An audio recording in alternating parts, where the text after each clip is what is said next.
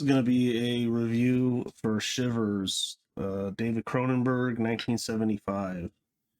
The residents of a suburban high-rise apartment building are being infected by a strain of parasites that turn them into mindless, sex-crazed fiends out to infect others by the slightest sexual contact. So this is another movie where basically scientists playing God, and something goes terribly wrong. There's this scientist. Well, first off, this movie mainly takes place in one location, which is this uber rich, super fancy hotel that's on this island by itself. It's, completely self-sufficient. They have like a grocery store. They have a doctor who's pretty much the star of the movie, Paul Hampton, who I thought was really good in this actually. They have a doctor, they have dentists, they have, everything you need. And it's an all-stop shop for the super rich. And there's this scientist who, before the movie, which they explain in the movie, had this experimental procedure where people with failing organs, they would put a parasite in them, and then the genetically altered, I assume, and the parasite could take over the function of the organ, and it would like eat the organ and then become a new organ. So this is a experimental way of new organ transplants, basically. And this guy, pretty much right away in the beginning of the movie, he's having an affair with this young girl. I think I don't know if they mention her age, and he's like fighting with her. She's going crazy, attacking him. He knocks her out, and then he cuts her open, pours in like acid or something in the wound, and then let's say he ends himself, and then Paul Hampton finds out about this, who's the on-staff doctor, and that pretty much sets up the rest of the movie. And this girl has been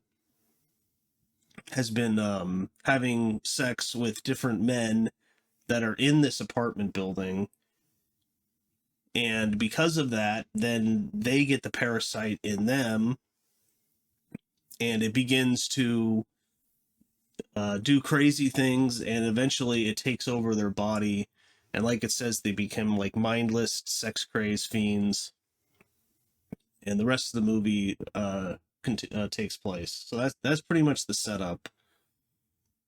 So I thought this was pretty good. I think Rabid and The Brood are better, because this is pretty early Cronenberg. I mean, it's crazy. I was looking at his career. His first movie he directed was 1966.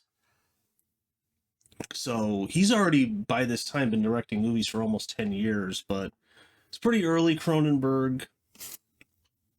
You can tell his style, I'd say, isn't quite solidified yet, but overall it's an interesting movie. I think it was amazing because you could tell it's pretty low budget, but I did like its kind of critique on the super rich, because of in their quest to live forever, kind of, which is what this doctor's kind of doing. Is, you can just swap out organs with these parasites and it can extend your life. And I like how the main doctor, I thought he did a really good job.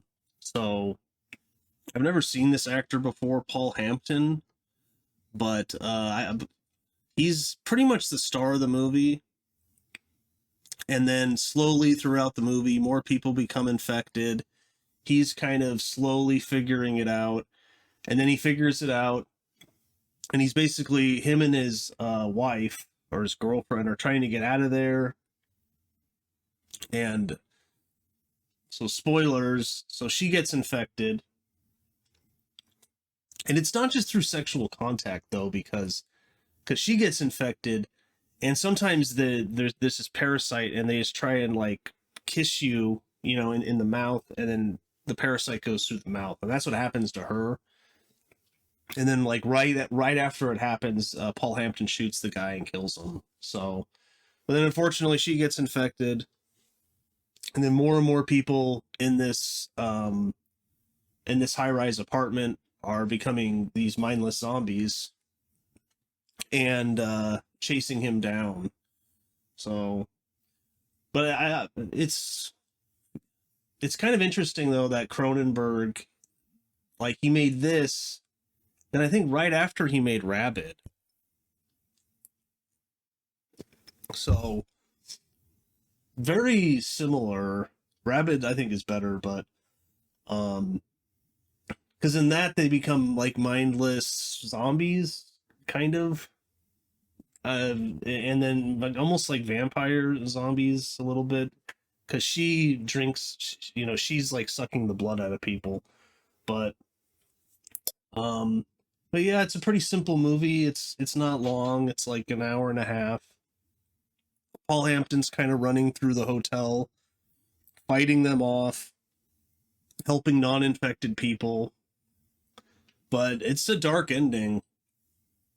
Very dark, because in the end he's trying to get out, but there's just too many of them. He leaves the apartment complex, but then he's like surrounded by the zombies. He goes back in, and then his wife, the nurse, is in a pool. He falls in the pool, and then basically all the zombies are coming in, and then she, puts the parasite in him. So then he gets infected, and and I like the ending, because the ending is basically the whole hotel has become infected, and then at the end they're all driving their cars out of the hotel to, I assume, infect the rest of the world.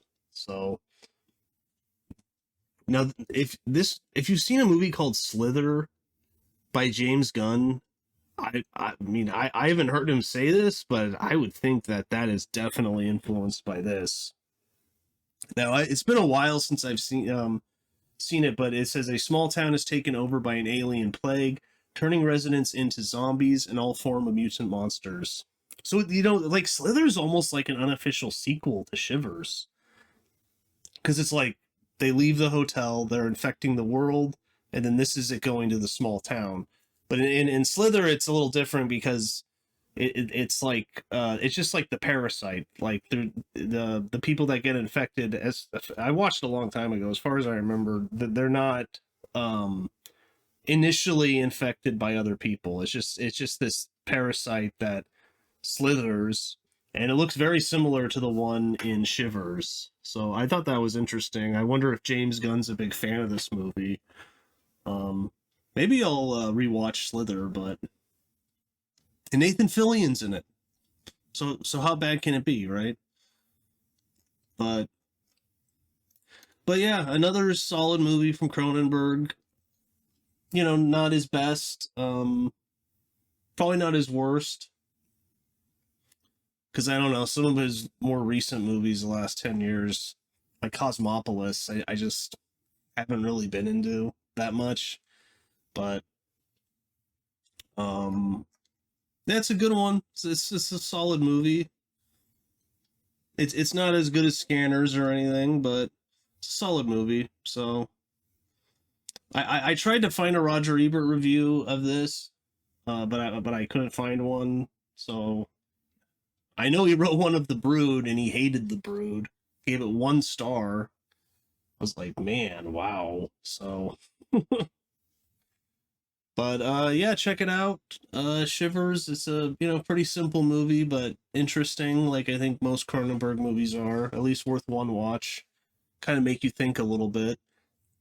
And it's about the dangers of scientists playing God. I mean that's a theme throughout a lot of his movies, and body horror too. There's a scene where this guy has the shivers in him, and his stomach begins to like move because they're in his body, and then he's slowly being consumed by them, and then it takes over, and then he tries to infect his wife. I thought that guy was pretty good too. Joe Silver's in this, who's in Rabid. Alan Coleman, yeah, and his wife is Susan Petrie. I thought they were pretty good, acting wise. So, but yeah, I enjoyed it. Check it out, Shivers, David Cronenberg. And if you could do me a favor and smash that like button, that'd be great. Really helps the channel. And that's about it, though. I'll see you next time.